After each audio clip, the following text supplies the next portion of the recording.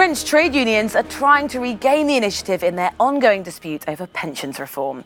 They're calling for a day of protest in their month-long strike to show their united opposition to government plans to simplify the national retirement age. Talks earlier this week failed to break the deadlock that's already cost the French economy more than €1 billion. Annelise Borges reports from Paris. For over a month now, simply getting around has become a nightmare for millions of French commuters. C'est épuisant. The government's push for a revamp of the country's retirement system has unleashed the longest transport strike in decades, affected schools and hospitals, and become one of the biggest crises President Emmanuel Macron has faced since the Yellow Vest movement last year. Euronews was granted access to one of the government's main negotiators to ask whether the administration feels it has the situation under control.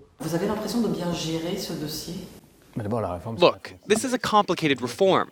To say that everything has been well explained and that everything is going well in our communication strategy is a bit presumptuous.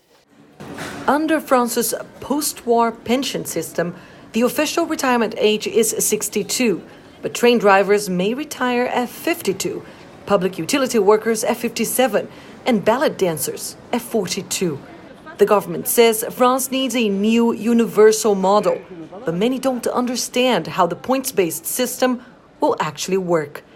The only time Emmanuel Macron spoke about his reform proposal during a pre-taped New Year address, he didn't exactly elaborate on its details, but instead insisted it will go ahead.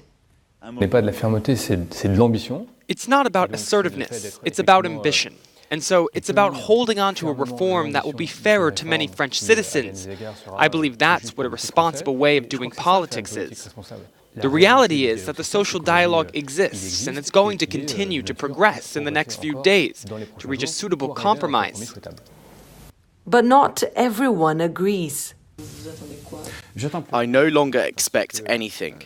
This week during the meeting we had with the PM and other concerned ministers, we were told there's no space for manoeuvre because the bill is now written according to what was said on December 11th. On Tuesday, the standoff expanded to oil refineries, raising fears of petrol shortages. For union leader François Omeril, the worst of the strike is yet to come. Beyond the duration, foreseeable or not, of this movement, beyond the scenario that will make this movement stop, there will be profound scars that will be way more important than the losses in salaries of the strikers. The deficit in trust and respect that has been the trademark of this situation between the government and social organisations, this deficit will be extraordinarily long to fill. It's unclear how far strikers will be able to take their movement, but their fight has already become the biggest and most daunting test of Emmanuel Macron's drive to deliver what so many other French leaders before him have tried and failed. Annelise Borges in Paris for Euronews.